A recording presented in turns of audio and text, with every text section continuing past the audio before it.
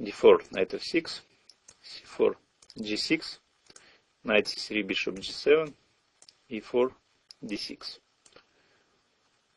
f3, so-called Zamish variation in the King's Indian defense. It's a very solid opening.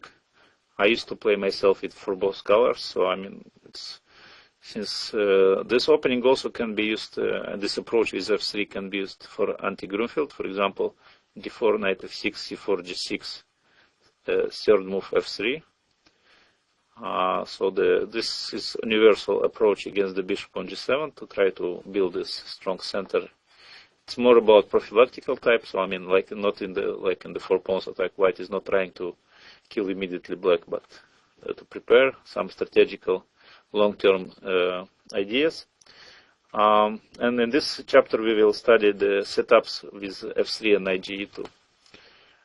Short castle, knight ge2, and c5. Okay, this I think it's by far the best continuation and more active, more King's Indian spirit-like. But also there is this setups with e5, which many players, they also like to put e5, knight bd7, c6, and to play this. I prefer c5. Let's see what happens after bishop e3. And after bishop e3, here we will transpose to the main lines with knight c6. But let's see if d5, e6, if he puts here bishop on e3. In this case, we would take e5, cd5, and we will get a good version of main lines where he cannot put his knight on d3 because we already prepared h4, so he has to push back his knight to c1, and that's already not what he wanted initially.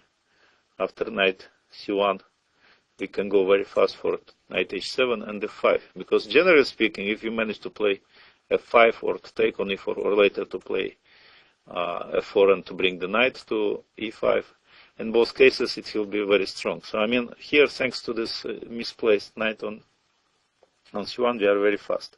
Let's say bishop e2, f5. He can, if he takes on f5, then after bishop f5, short castle, queen e7. Again, we can see this misplacement of the knight on c1. Bishop f2, knight d7, rook e1, queen f6, knight b3. Simply after a6, a4, knight e5, we have a comfortable play. Again, this knight on b3, what he's doing there. Let's say this 8 bishop e3 is not that important. Of course, everybody would play here with white knight g3. We take cd5 and h5. This is important to attack immediately. This knight on g3. Remember, this reaction for black is, I think, the key move. Here he can try to pin our knight or finish development. Let's check first if he is trying to ignore this h4 threat by playing bishop e2. Here my revelation, it came very recently to me, how to treat this position. And the key move is after, because this is about time in the opening part, in the development. h4, knight f1. So, sorry, knight first black starts not with h4 but with small trick. It's very nice trick, by the way. If he will make castle here, then we will give check first. Okay, let's do it on the board. Castle, check, and h4, and we win the knight. It's a nice small trick for blitz, works very well. So that's why after knight h7, we will consider here bishop e3 move.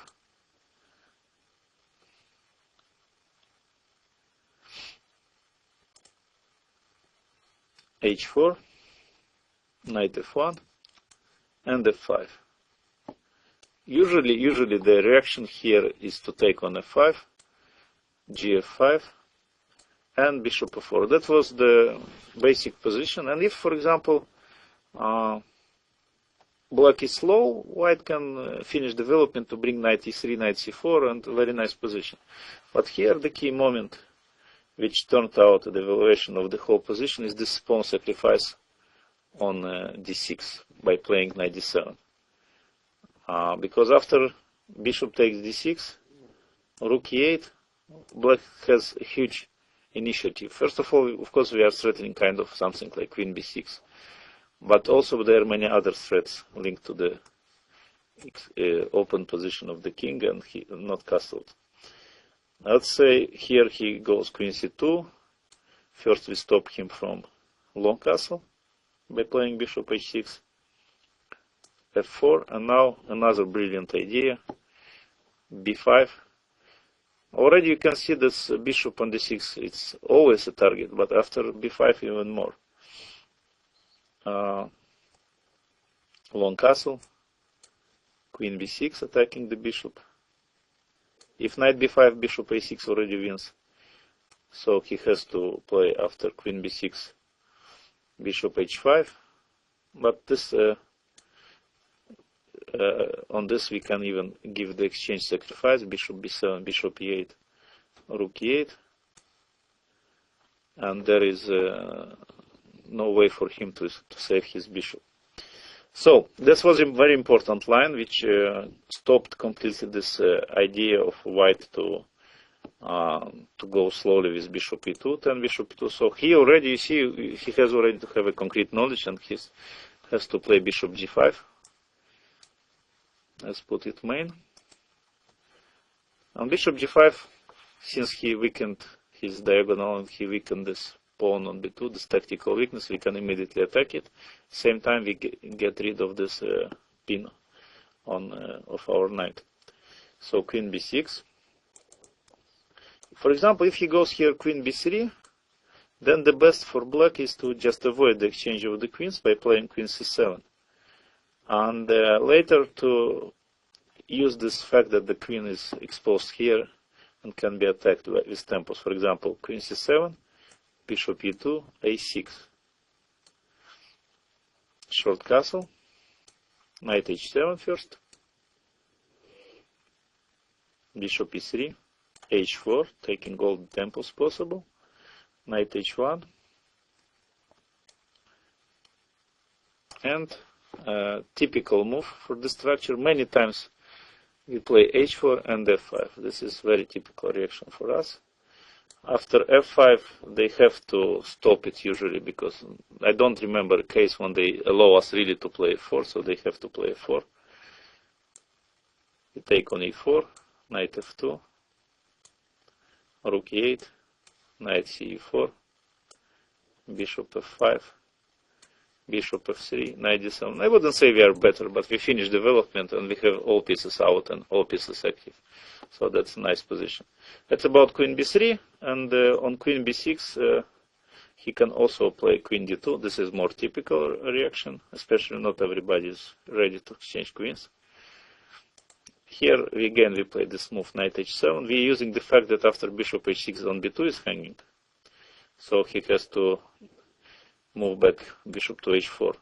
On bishop e3, then again we will attack this knight with h4, knight g2, knight d7, and it's obviously already that we are kind of ahead on tempos. So he should play bishop h4 in order to, for example, now g5, it's not that good, because after double take, queen g5, that will be knight h5, and there after queen b2, rook c1 they have. So here bishop h4 and knight d7 now. Yes, we want, of course, to already now, for example, to play g5 already. That would work here. Let's say if he is going bishop e2, then g5 works, because after take,